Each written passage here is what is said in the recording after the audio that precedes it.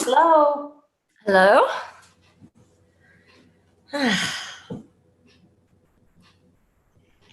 How's everybody? Doing well. Thank Good. you. Doing well. I'm enjoying this gorgeous weather. It's just been amazing out. So I have to I take love it. We should have met outside. That would have been nice. We could have done more social distancing. Yeah, it is. I saw the benches set up at Georgetown College. It looks like they're planning for some classes outside. Oh, I've seen that. Oh, wow. Where was it? We were walking down Jackson Street, and we Okay. saw the benches set up out there and Oh, talked to some okay. students. And they said that they are coming back in phases to the school. Mhm. So, yeah, freshmen 1 week, sophomores the next. And so That's a forth. that's a good way to work it, actually. Yeah. 'Cause I think they can control it a little more. Seems like so. Yeah. Well, I know when I was in school, we always wanted to have class outside. So now, Yeah. now it's a requirement. So I'm afraid that I might be too distracted. yeah, I love nature. So it is good. So we've got Andrew on and Arlene, and I guess we're just waiting for the mayor. Yeah, I think so. Okay. Be right there. He's I'm having to resend his link. Oh, okay. No worries. Mike Scoggin. Yeah, see that, Mike's iPhone. So we are all down.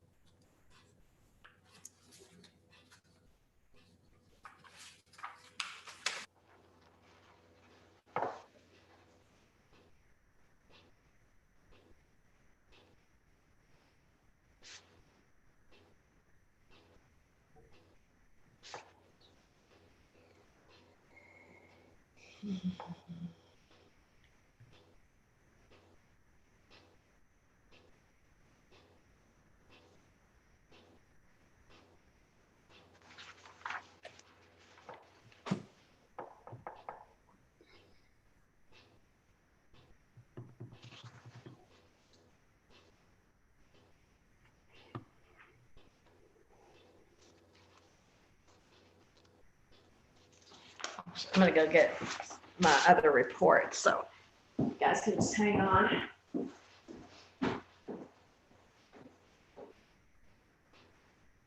Chiefs, you all doing okay?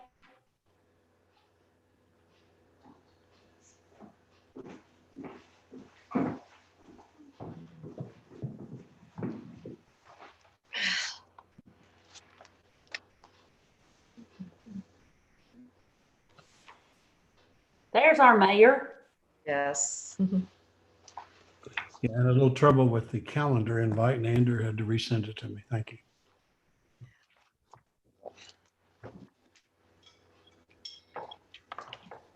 Mayor, all of your live, your recording, so you can start your meeting. Okay, thank you.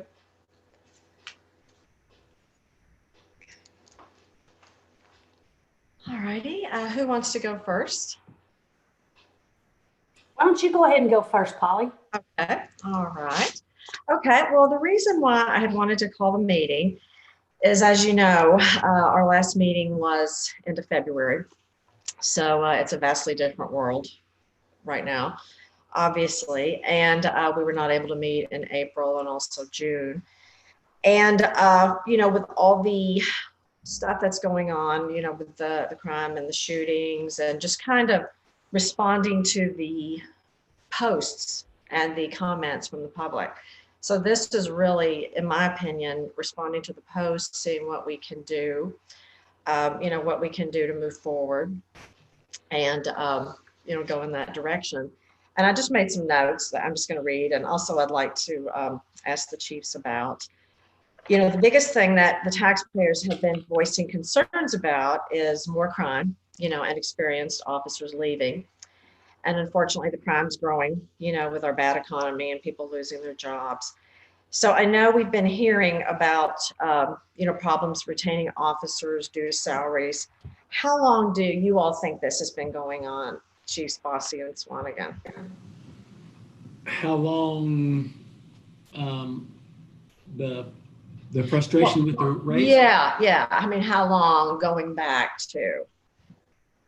Well, I mean, we had some significant raises 4 or 5 years ago, and we were doing pretty well with the regular annual raises. I would say just the last couple of years we've fallen behind, and a lot of agencies have passed us up in their ability to have a better starting salary. Okay. All right. And I had asked, I wanted to I know I have an email from last year showing, some different crime statistics, but were you all able to put anything together regarding just how crime has grown or different drug arrests, firearms? Have you all been able to put together anything like that? I think one of the problems, ma'am, is that we don't currently have a narcotics unit. And so our narcotics unit would generally have kept those numbers. The way we deal with drug investigations now is we assign officers on overtime to come in and work those complaints. So we haven't had a narcotics unit in about a year and a half. Okay. All right. Because I know you had sent an email last year and you said crime number examples, and this was just from the past, but you had said crimes involving firearms used. In 2014, there were 16, and then in 2017, there were 93. Part 1 crimes in 2014, there were 713. In 2018, there were 1014, so that's a big jump. Drug arrests in 2017 were 260, and then in 2018, there were 437. So, I think when I see things like that and the public sees things like that, it really helps, because we hear crime is bad, but seeing the statistics would really help. So if you can get those to us, that would be great, because I think, it's one thing to talk about our crimes increase, but when people see the actual numbers, it makes a big difference. So, but, and then let's see here. When the officers leave, I know I talked to Megan and she said that she will often do exit interviews with them. Do you all do the same? Generally, we do. Yes, ma'am. Okay. And, in terms of leaving, is it always about finances? Is it, because I know some of the ones that have recently left are going into the private sector. So is it just like they just want to get out of law enforcement altogether, or? I think it's a combination of both. It's a difficult time right now to be in law enforcement. And I have to say, we have a very talented group of people working for the Georgetown Police Department right now who are very marketable in the private sector. They're articulate, they're intelligent. We've been able to attract over the last 5-6 years some very top-notch people. And because of that, they've been enticed by the private market to take on $60,000 jobs, which we can't compete with. So managing trucking fleets and doing insurance adjustment work, and working. One of our recent guys that left has a talent in machine drafting and has a background in machine mechanics and sales, and he walked into a job making considerably more money than he was making as an 11-year officer here at the police department. So what would his salary have been as an 11-year officer? Probably 48, maybe. Okay, so he would be going from 48 in the private sector to 60. So, Mhm. so that's, yeah, pretty big jump. And in terms of annually, I know you all had mentioned 8,600, $8,600 per officer. So, I mean, do you think raising the salaries to that would stop people from leaving, or do you think they still might leave for the private sector? Well, I think we're always going to compete with the market. Yeah. The reason we came up with the 8,600 is Mhm. because that was the 50th percentile. When we looked at peer groups, agencies size, cities our size, that was 50th percentile. That's the average pay for a city that size. Yeah. Now, I think our people are not average. I think they're above average, but that was what we had talked about to get us more competitive. Mhm. That's where the $8,600 pay raise came from. Okay, yeah, because I have our report from the winter pulled out on that. So, do you think? I mean, how much of it? Also, I'm just trying to get a sense, of because I'm just trying to kind of get a little bit of background here. How much of it do you think is due to officer burnout with law enforcement? I mean, do you think that's a factor, or do you think it's primarily finances? I really do think that if I'm looking at the population of people that we have working for us right now, they are here because they have a servant's heart and they want to serve the community. And this is a great job for doing that. This group of people that we employ right now want to be police officers because they want to serve the position, to serve the community. I can't really say how much of it is burnout. This is a difficult time to be a police officer, that's for sure. Obviously, yeah. But we're leading through that part of it. But definitely, if you're asking me if an $8,600 raise would have an impact on our people leaving, I would say yes, definitely that would have an impact on our people leaving. Okay. I think that's what they were, and really that was the plan. That was the plan in the beginning, and then the pandemic hit, and that obviously strained the plans. Yeah, yeah. I know we have, we've had two experienced ones already leave with Williams and Hess, and Harris is leaving. Do you all know of any others that have come to you and they're expressing those thoughts, or does it just... We have had other officers walk in the door and ask, how realistically do you think this will happen? I need to make some decisions. Yes, we have, to be honest. Okay. So I have that you all are, and talking to Chief Swanigan, you are authorized for 57. You're at 47 presently. You have 2 out for COVID, so the 47 is bottom number. So I have that. And then obviously we talked about the no, drug task force, which that's, I think, one of the bigger problems.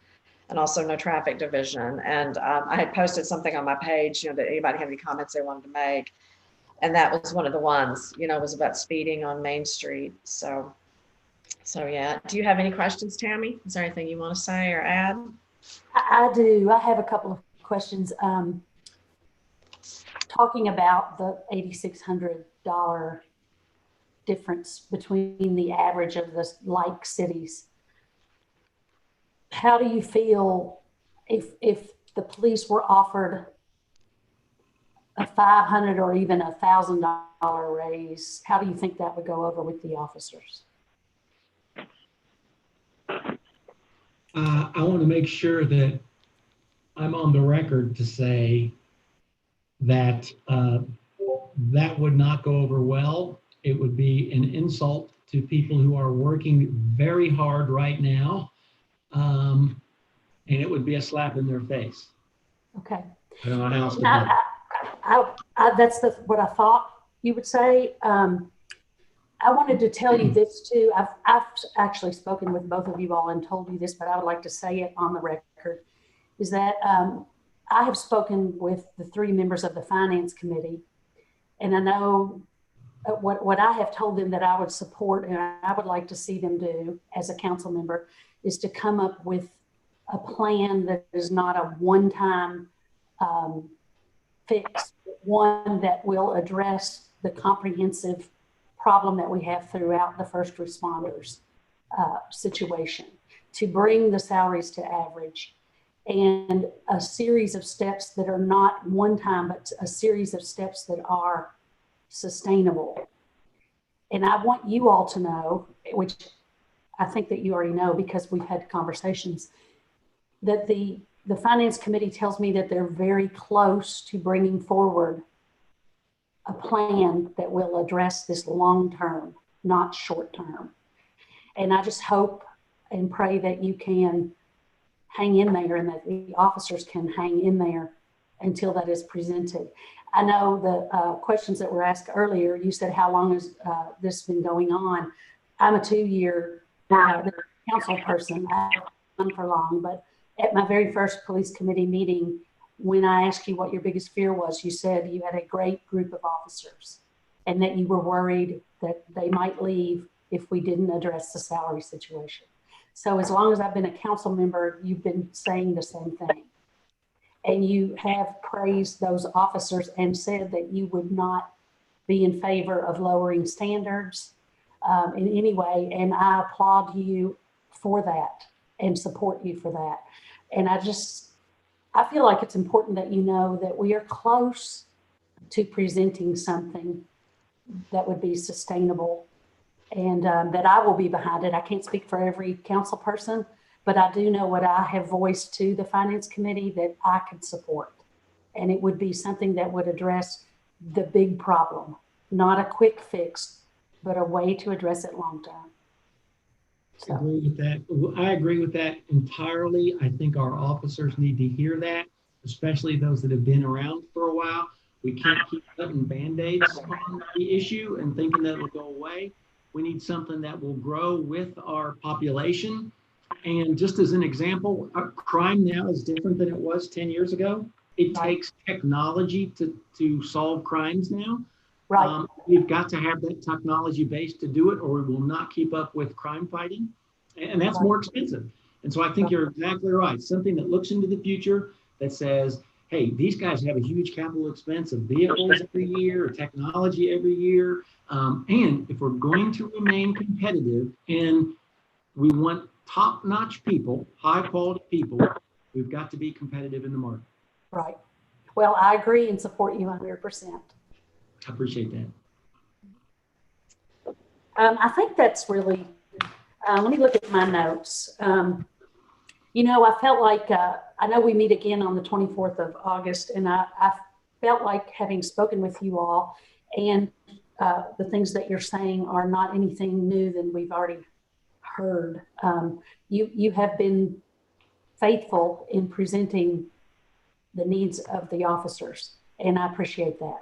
I think that unless anything else comes up, I'll jump in, but I think that addresses everything I wanted to.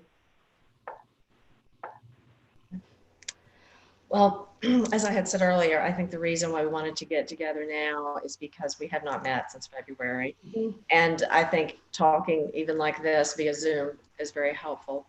Mm-hmm. And on the finance committee, I was looking at my email from the mayor on Friday, July 31st.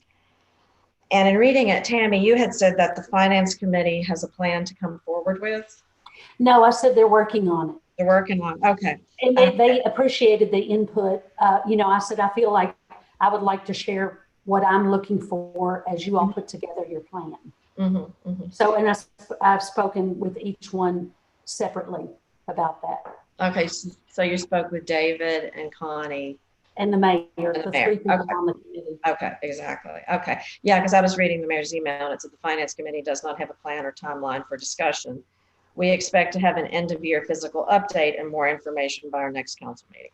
So that's what I had read to be the thing on that. So there's no plan or timeline now for the raises. On it, and they're very close. They're very close is what I keep hearing individually. And I don't know what that term means, but I feel confident. Yeah, well, I think it would be very helpful if they would let us know, because I know I would really like to have that information. Because, it's hard to make plans and it's hard to move forward when you don't know what you're working with. Have you called any of them? I have not. I have been working on some other projects with it, but I Right. know a lot of times they meet and they have their own meetings and, we're not included. So, Right, and I haven't gone to any meetings, but I have just picked up the phone and called them. yeah. Because it is, with us being on the police committee, it's huge. It's huge for us to know what the plan is. Sure that what we hear from Chief Swanigan and Chief Bossy is represented, as they're making their plans. Yeah. As a Well, I think member, it's important that we all communicate well. Sure, absolutely. as a member of this committee, may I speak? Excuse Please. me? As a member of this committee, may I speak? Oh, please, definitely. Thank you. And as a member of the Finance Committee, if you'd like answers about the Finance Committee, you can address those questions to others, but I actually can help with that. Okay. Okay.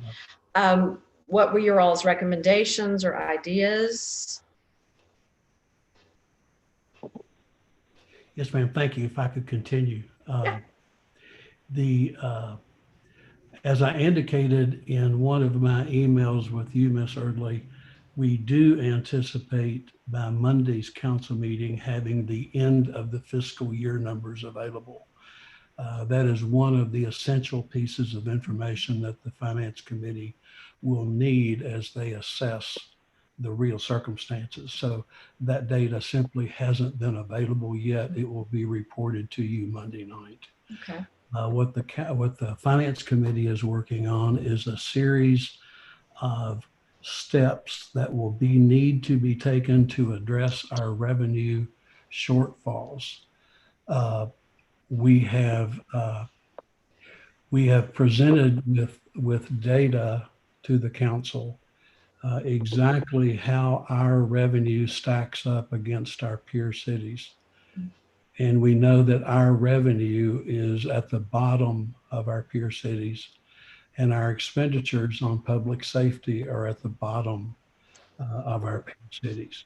The analysis that we provided to the council so we could actually understand the data showed quite clearly that we do fund public safety less than any of our peer cities because our revenues are less than any of our peer cities. And the Finance Committee had proposals prepared for prior to the pandemic. I would just point out that about 30 days ago, we started a new budget year. And before we started that new budget year, the council spent 3 months working on the budget that we finally passed. We discussed the financial environment in which we existed. We discussed the assumptions that we were making and described the type of budget that we were putting together. During that 3-month budget preparation period, I've talked to the Finance Committee, to the Finance Director, to Ms. Mitchell. I've talked to my administration players, and throughout the budget process, there wasn't for any question, comment, suggestion, or recommendation about the budget in any way during the 3 months that we worked on the budget. We had zero communication from you during the preparation of the budget until the point where you voted no. So we're happy to talk about real proposals, but it really does take more than one council member operating in a vacuum without all of the other players. if you have suggestions that were not brought up during the budget process, the finance committee and I would be anxious to hear those. And any way that we can make good progress on this funding issue, we're happy to hear. You had indicated in one of your email responses that you do not believe that any revenue increases are necessary to give the police a raise. And that to me was a really significant new statement that I thought you could help us explore today. Okay. Well, I would like to address the operating in a vacuum. I have been to every single council meeting, and my vote was influenced as well by members of the public and citizens that called me saying that they were afraid that the police were being defunded because more revenue was not being given to them. So I placed my vote on what the citizens and constituents came forward to me with. And in addition, I know you had said, Mayor, when we were starting our Zoom meetings, that we would not have any controversial conversations. We would keep everything very level. And quite often we're muted. So it's very hard to have a discussion when you're muted. I will go on to, I had mentioned in my email about some ways to do it. And one of my questions, and I don't have numbers on this, I would like to get them from you and the Finance Committee as well, if possible. A constituent wrote me regarding, the problems with the police, the problems, with our crime, our current situation with police response. And he wondered why the arts, the pavilion, this is his language, why are the arts, the pavilion, and many other extras being funded when the city has a safety crisis? So a number of people have come to me asking about the pavilion, asking how much revenue that would generate or what we would get if it was leased to the YMCA. And I don't know if it's, if we would get an amount per year for leasing or it would be sold or how that would work. But that was a question I did have. And then, any light you can shed on that would be helpful. I think that Ms. Clark has provided some information on the operations of the pavilion to some council members. Okay.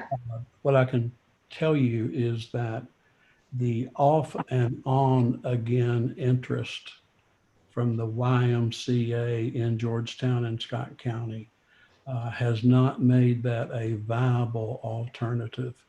What we see in Scott County consistently for the last 2 decades is the Y either has a very robust presence or they are completely absent from our community for years at a time.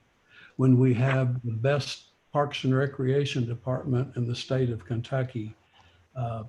So that's the pavilion is being examined by Parks and Recreation, but it is not a place to look for found money unless you want to cut those opportunities for other Georgetownians. Well, I'm just saying what's been presented to me and what people have brought forward to me. So. Yes, ma'am. Well, the facts will be helpful for you and they are available. Okay, good. How would I get them? You can simply ask for a question like that.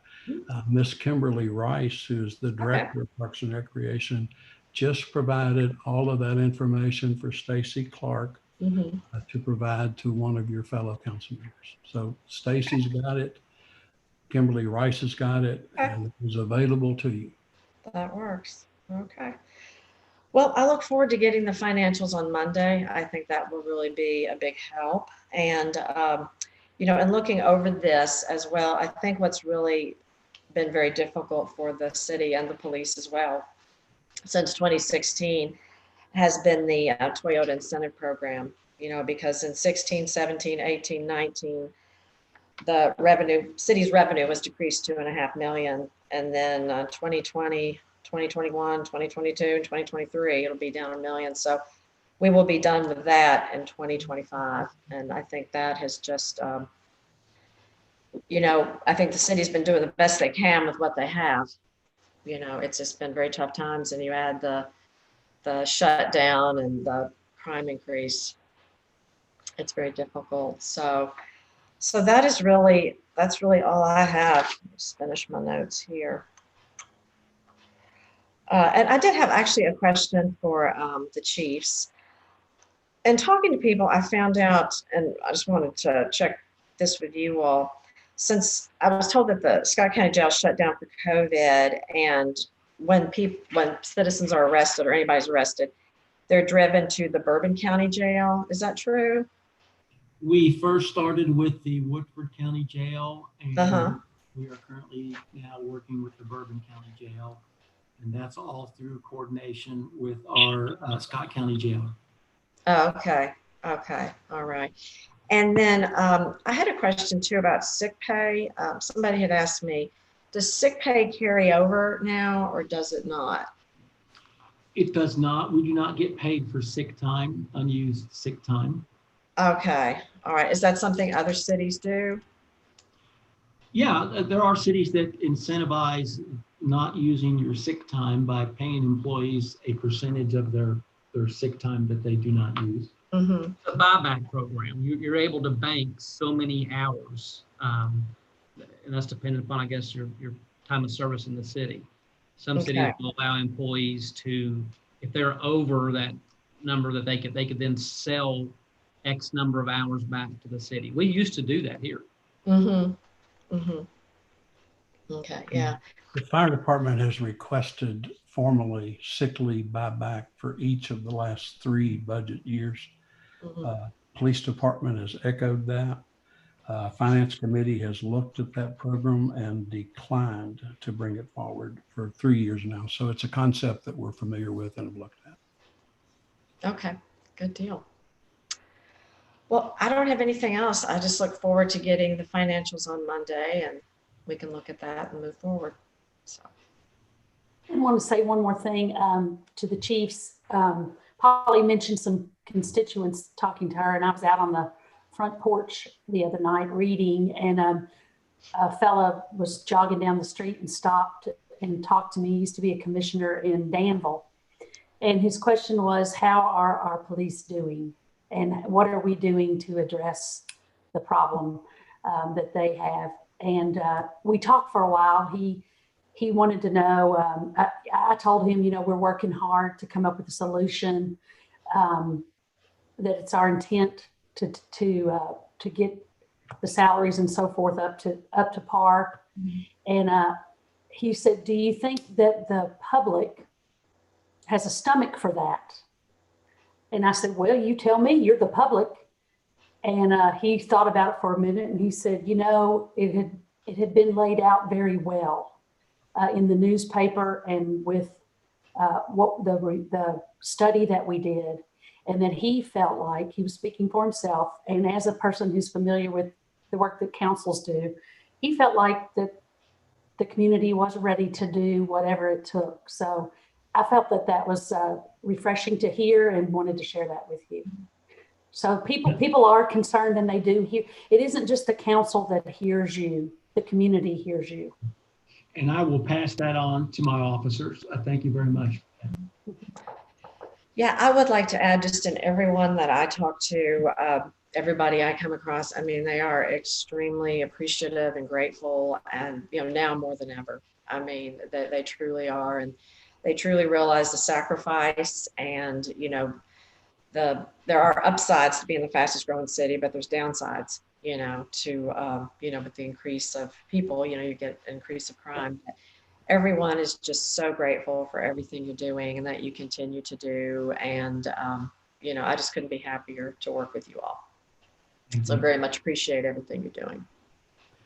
Chief, what I think needs to be kept in focus here is that we have presented data that shows for the last 20 or 30 years, the trends of funding city operations that we have allowed to occur. And those trends have put us in the financial position that we're in today. we've presented data and a case that we think increased revenue is required to make the good faith promises to our employees that need to be made. I'm really curious about proposals that say we can do this without raising taxes, simply because magical thinking is not good enough for our employees right now. If that's true and there's a serious proposal that is backed by data, I look very forward to hearing that plan, and I'm sure our employees do too. So we're working on that, Chief. We'll have more for you Monday evening. We sure appreciate y'all's efforts. And we're going to keep doing our job, and we're going to provide Georgetown with the highest level of service. And I will tell you that we constantly get encouragement from our citizens, and it is very noticed by our citizens. We really feel that. That's important. Yep. Is there anything else to come forward? Okay, we'll meet again on the 24th at our regular meeting. Yeah. Do you all think we need to, or do you think we've covered everything now? I would vote for us meeting at our regular time and staying on the 2-month, unless we have something come up. Yeah, well, I know the past two were canceled. So, that's why I wanted to go ahead and meet now. But if you all want to meet again on the 24th, that's fine. What do you say, Let's be clear, since there's been an emphasis on the last 2 meetings being canceled, we have had the financial data that we need, and we've been a bit constrained by the coronavirus. As I've pointed out in an email to Ms. Erdley and the police committee, we have the data. We know what the solutions are. The only step left is if the city council members are willing to take the steps necessary to raise the revenue.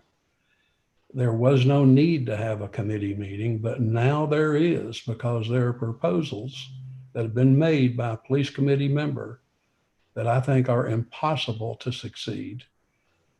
So now, and there will be more information coming from the finance committee. So absolutely, I think we'll need to meet. I think we need to flesh out real thinking from magical thinking about what is possible for our employees. And I would add here as well is, because we didn't have a formal meeting, I feel like I've probably been in touch with the Swanigan and Chief Bossy, maybe more than ever, to make sure that we're up to date on what's going on. I don't feel like that I'm uninformed about anything that's going on. And I really do appreciate the what I said last time I spoke with Chief Swanigan was, please over communicate. I would rather you over communicate than under communicate. And I want to say thank you for doing that and to continue.